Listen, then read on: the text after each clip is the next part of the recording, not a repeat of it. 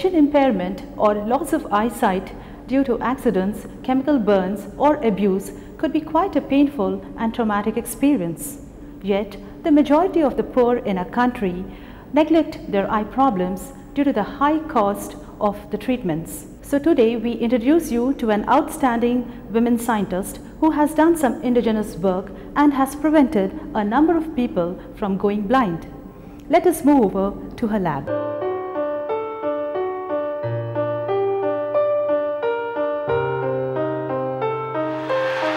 She is a rare combination of a pathologist and a scientist rolled into one.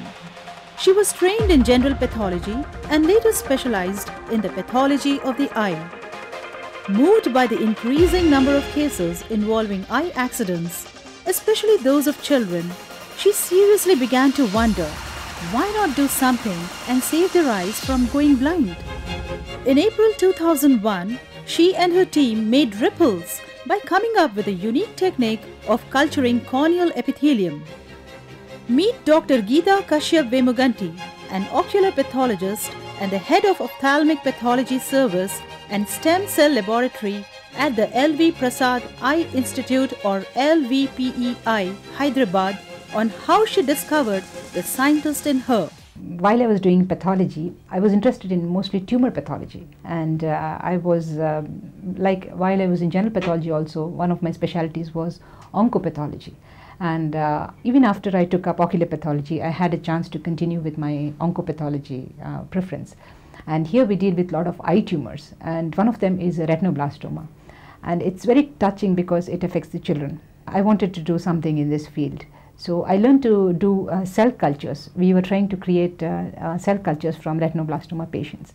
I had standardized this technique of cell cultures.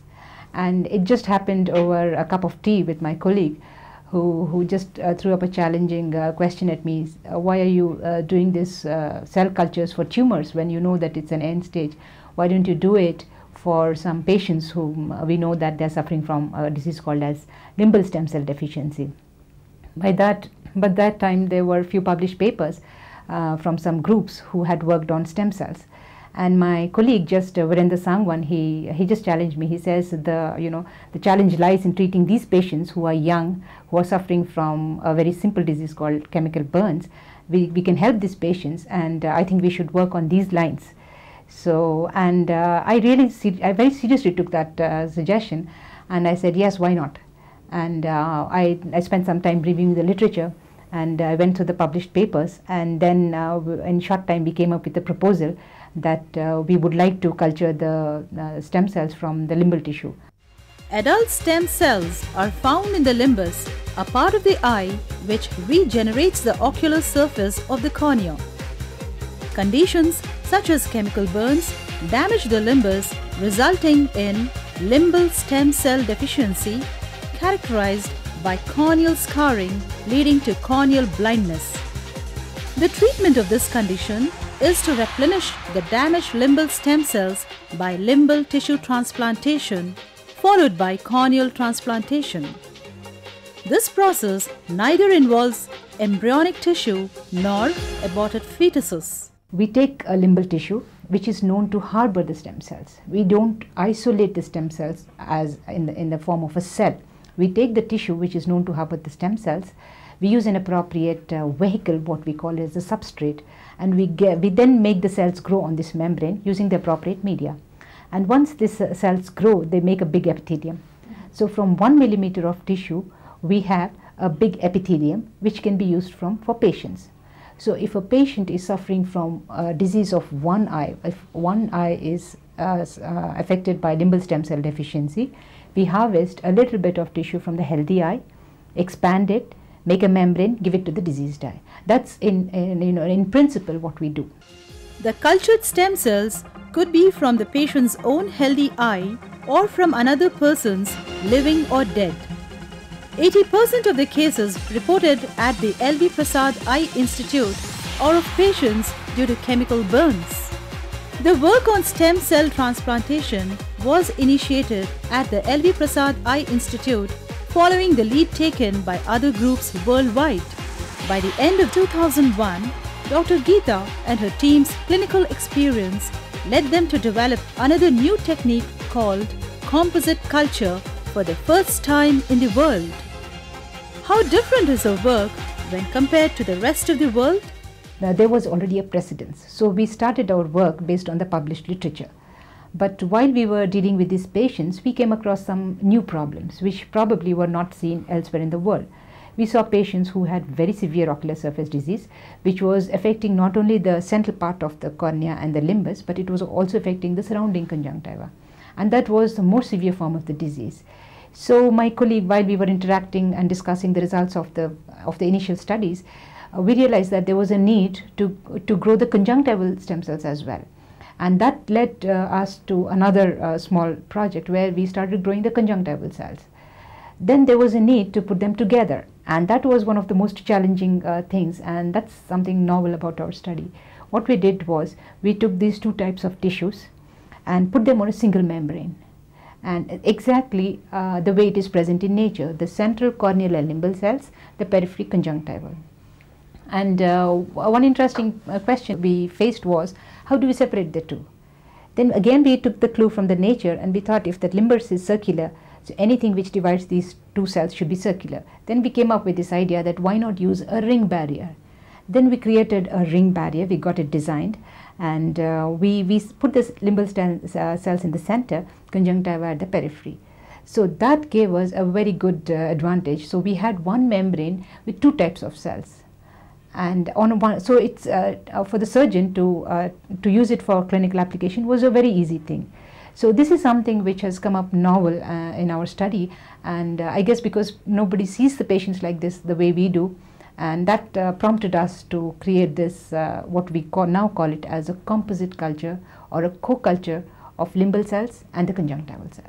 In the last 2.5 years, Geeta and her team generated hundreds of limbal and conjunctival cultures which were transplanted to more than 160 patients suffering from severe ocular surface diseases. The interim results showed clinical success in 75 to 80% of the patients at 1 year follow-up. The day I saw my cells, the first picture of the cells growing, we really celebrated. And then it was followed by when the patient was recovered, the patient regained vision after this transplantation. That was a very rewarding moment for the whole team actually.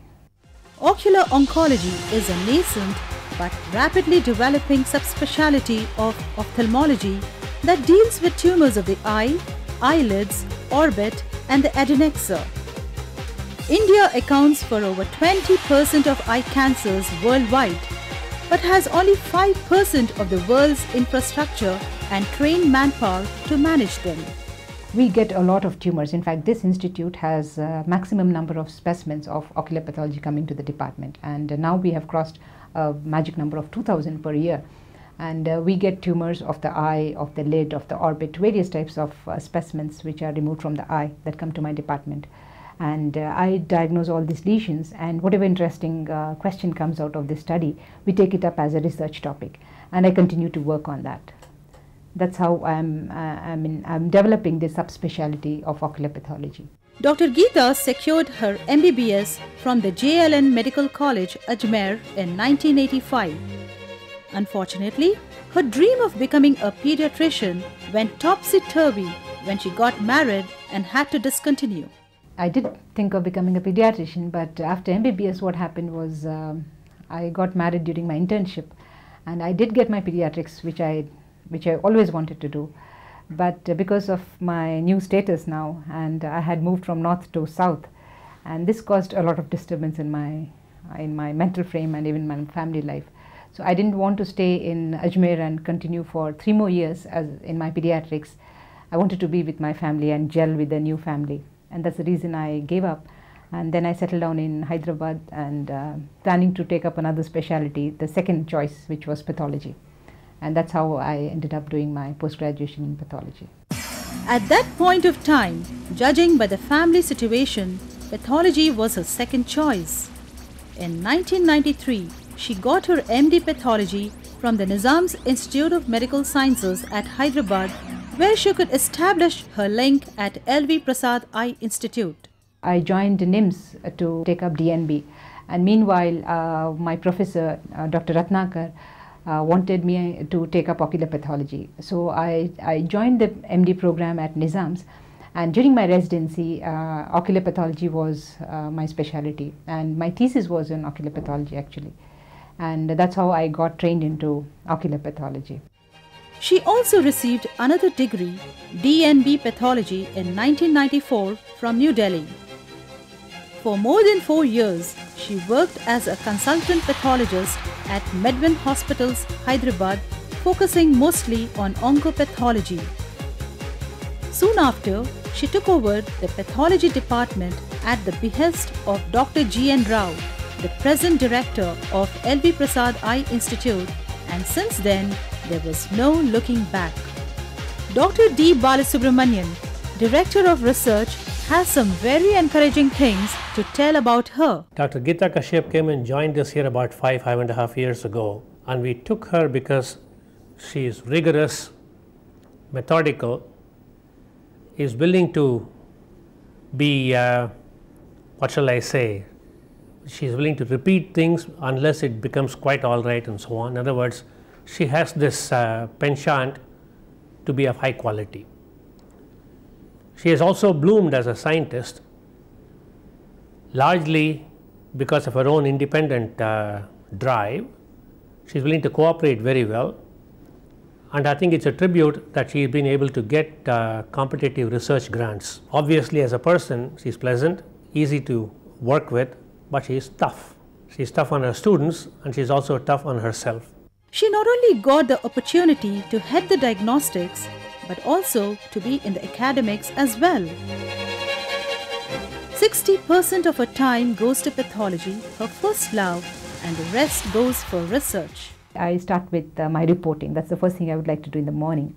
And after finishing my reporting, which takes about 2 hours, I dictate the reports and then break for a cup of tea. Then I get back to diagnosing those lesions, again looking back at the reports. And meanwhile, if there is any operating room which is busy, and if I have cases for frozen sections, I give the diagnosis on frozen tissues. And sometimes I do FNACs of, it's called fine needle aspiration cytology, which is nothing but taking out some blood or cells from a lump in some patients. And sometimes I'm called to do a bone marrow aspiration from some patients who are suffering from some tumors. And then I keep going to my research work. I have some students here, about 6 students who work with me and 1 postdoc. And I keep going to the research lab and help them with I look at the cells and other tissues and I monitor those things. Dr. Geeta has to her credit about 45 publications in both national and international journals. Her paper on rapid intraoperative of orbital and ocular lesions by squash and imprint cytology received the attention of the American Academy of Ophthalmology News Update in the year 2002 and has also been accepted for publication by the prestigious journal Ophthalmology. She got the opportunity to visit many parts of the world, including USA, UK and Europe. She presented papers at the American Academy of Ophthalmology and the American Academy of Ophthalmic Pathology, and was also invited to give lectures at many centers in USA and Scotland, mostly on the techniques of culturing limbal epithelium. When abroad, she also gets to learn new techniques in cell biology and also the opportunity to establish a network for future collaborations. L.V. Prasad Eye Institute has provided her with space for a new stem cell research lab named after Sudhakar and Srikant Ravi, who liberally donated $100,000 for stem cell research. The Stem Cell Lab has recently acquired a confocal microscope facility that gives a 3-dimensional imaging of test samples. The work is so satisfying that it's worth putting all these extra efforts, and anything worth it, you have to pay a little price. And it's nothing compared to the satisfaction that we get working here.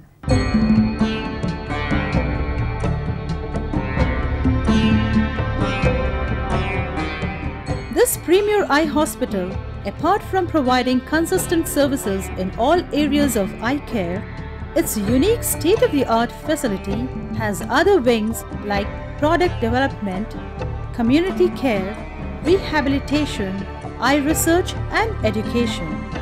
According to data collected by the L.V. Prasad Eye Institute from various sources including the WHO, one child becomes blind every minute and one person loses his sight every second. There are 45 million blind people in the world today, including 10 million in India alone.